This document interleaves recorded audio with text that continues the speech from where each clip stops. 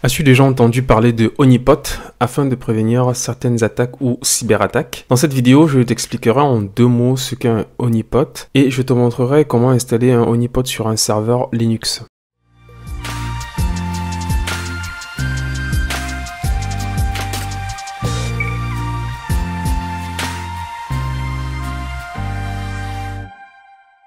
Mais avant de commencer cette vidéo, abonne-toi si c'est ta première fois ici. Je partage quelques astuces sur la cybersécurité et les technologies en général et je publie généralement 1 à 2 vidéos par semaine. Un honeypot ou pot de miel est un outil qui va permettre de piéger un pirate informatique. En fait, un honeypot va se mettre dans la peau d'un système vulnérable, puis exposer ce système afin d'attirer certaines attaques. L'objectif est d'analyser les techniques utilisées et les tentatives d'intrusion afin de prévenir certaines attaques informatiques ou cyberattaques. Il existe 2 types de honeypot. Le honeypot à interaction faible, c'est une simulation basique de certains services, par exemple la présentation d'une bannière, et dans les fichiers de log, tu n'auras pas beaucoup de détails sur des menaces complexes. Le deuxième type de honeypot, c'est le honeypot à haute interaction. Donc il va simuler dans les détails le fonctionnement d'un service ou un système. Tu peux par exemple imaginer un honeypot qui simule un système d'exploitation avec plusieurs comptes, des comptes standards et des comptes administrateurs et quelques services vulnérables, et bien évidemment la génération de fichiers journaux. Ensuite, ces fichiers journaux ou logs contiennent des détails sur les techniques d'attaque, les dossiers parcourus, les vulnérabilités exploitées, les requêtes vers les bases de données, etc. Ce type de honeypot consomme beaucoup de ressources car il effectue des opérations complexes. Voici quelques exemples de honeypot. Le premier, c'est le honeypot email. Donc, c'est l'utilisation d'une adresse email que l'on va volontairement partager afin de voir et analyser des types de spam ou courriers indésirables reçus. Donc, c'est une adresse email qu'on va déposer quelque part sur Internet et voir les messages qui sont envoyés sur cette adresse. Donc, généralement, dans les messages reçus, tu retrouveras par exemple des tentatives de phishing ou hameçonnage. Ainsi, tu peux analyser la technique utilisée et préparer des méthodes préventives. Deuxième exemple, c'est l'honeypot base de données. Donc, c'est l'utilisation d'une base de données qui va exposer certains services vulnérables afin, par exemple, d'étudier les techniques d'injection SQL. Si cela t'intéresse, il existe un outil qui s'appelle Glasstop qui joue le rôle d'un honeypot base de données. Troisième exemple, c'est l'honeypot web crawler. Ici, on va utiliser un honeypot qui va permettre de leurrer un web crawler, qui est un robot qui va parcourir un site web afin de collecter des informations.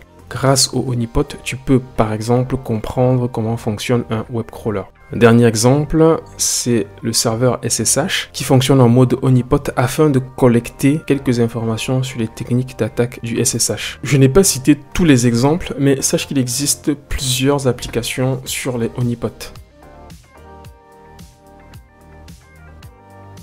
J'ai assez parlé, on va passer à la pratique et installer un honeypot. Dans cette vidéo, nous verrons comment installer l'outil Paintbox sous une machine Linux. J'utiliserai ici un serveur Ubuntu. Donc dans un premier temps, je crée un répertoire honeypot-lab avec la commande mkdir. Puis je me déplace dans ce répertoire avec la commande cd. Ensuite, ici, je vais télécharger Paintbox à partir de sourceforge.net avec la commande wget suivie de l'URL. Je mettrai le lien dans la description. Puis, tu peux utiliser la commande ls pour vérifier que le fichier a bien été téléchargé. Donc, comme tu peux le constater, on a bien un fichier gz que je vais dézipper avec la commande tar. Pour information, donc on a les options. Donc X, c'est pour extraire l'archive. V, c'est pour activer le mode verbeux. Z permet d'ajouter la compression gzip. Et F permet d'accepter un fichier en entrée. Donc c'est le fichier téléchargé précédemment, donc paintbox-18.tar.gz. Plusieurs fichiers ont été extraits dans le dossier paintbox-1.8. Pour lancer l'outil, j'utilise la commande cd, puis je lance le fichier Ruby. Ah, j'ai peut-être un souci avec Ruby. Vérifions la version de Ruby installée. Donc, je te confirme que Ruby n'est pas installé sur mon serveur. Je vais donc l'installer.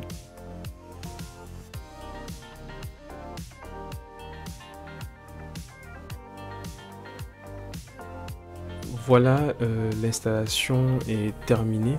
Je vais vérifier la version. Donc là, nous venons d'installer la version 2.7. Je reviens donc sur l'installation de Paintbox. Sur le menu principal, tu as plusieurs exemples de honeypot. Tu peux ainsi simuler des outils de cryptographie, des outils réseau, web, géolocalisation, etc. Je ne pourrai pas tout présenter dans cette vidéo, sinon on aura une vidéo très longue. Donc je vais présenter quelques honeypot réseau. Donc pour cela, il faut donc sélectionner l'option 2, puis l'option 3. Ici, Paintbox me demande le type de honeypot que je souhaite activer. Dans cet exemple, nous allons utiliser le honeypot auto-configuré. Je sélectionne donc l'option 1. Il faut que je relance la commande en tant qu'admin. C'est pour ça qu'on a une petite erreur là. Il faut aussi que j'arrête le serveur Apache parce que sur ce serveur, je l'utilise pour d'autres labs, d'autres tests. Et j'ai donc un serveur Apache qui tourne. Il faut au préalable arrêter le serveur web.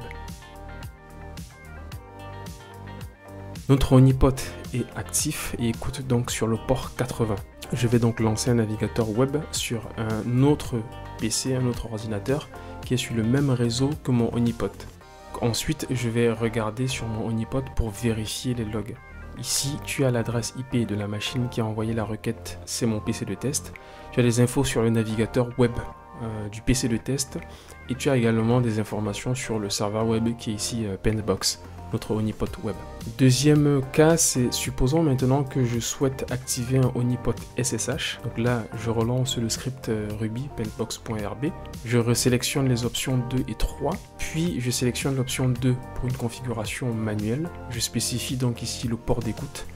J'insère le message qui va s'afficher avant une tentative d'authentification, donc c'est la bannière en gros. Puis j'accepte l'enregistrement des tentatives d'intrusion, donc on va journaliser tout ça.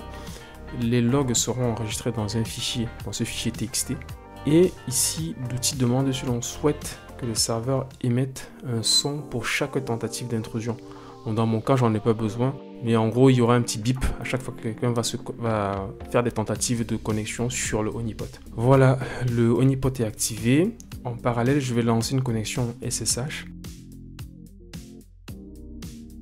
Dans les logs, on peut voir l'adresse IP du client et le client SSH utilisé. Si tu souhaites tester les autres options disponibles, je t'invite à parcourir et tester les options sur le menu principal.